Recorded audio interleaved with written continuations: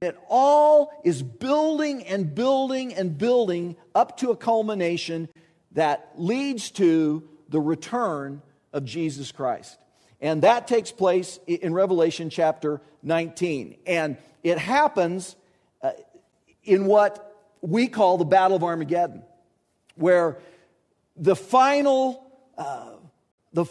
battle of human history takes place. And, Revelation is tough because we know a lot of it is symbolic, but the symbolism is tied into actual events, and there's all kinds of Old Testament prophetic pieces that seem to say that a day is coming at the end of the age when there will be one massive final war and battle that's fought. And in the book of Revelation, we're told that it takes place at a place called Har Megiddo, the mountain of Megiddo, which is sort of a big hill.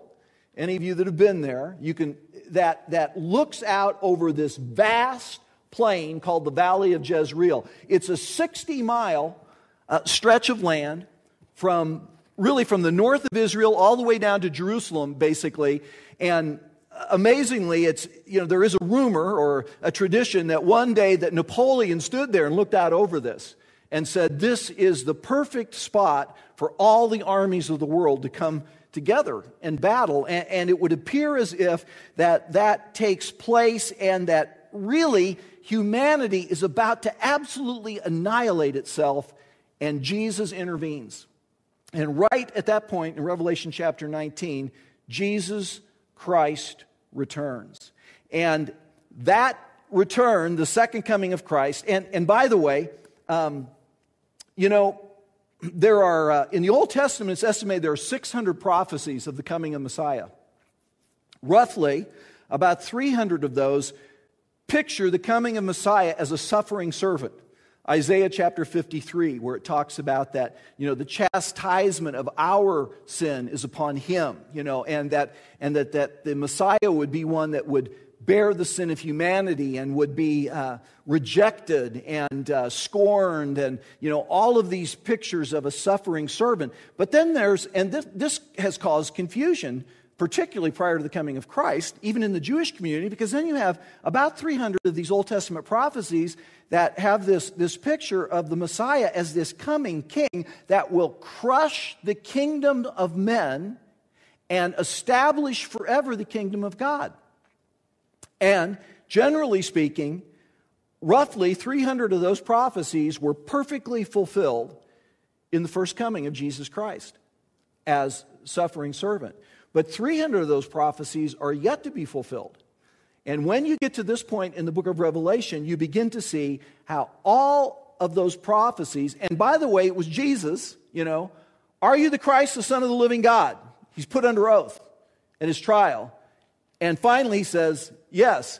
And in the future, you will see the Son of Man coming on the... he just goes back and quotes the Old Testament prophecies of his coming again as the conquering king. And that's what we see in Revelation chapter 19, that Jesus Christ returned. And again, I want to say this, that the return of Christ gives the ultimate meaning to the cross and the resurrection. Because Jesus, when he comes again, is going to fulfill and establish the eternal plans and purposes of God. And at this point, the entire story changes. Because if this doesn't happen, the story is a tragedy.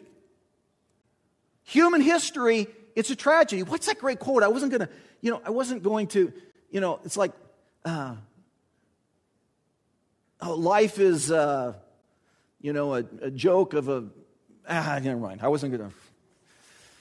I can't remember it. Didn't plan on saying it, but it's kind of like life is meaningless, It's just this big cosmic joke. It has no meaning whatsoever.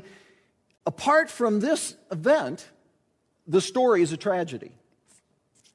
With this event, it becomes an epic in which the hero wins.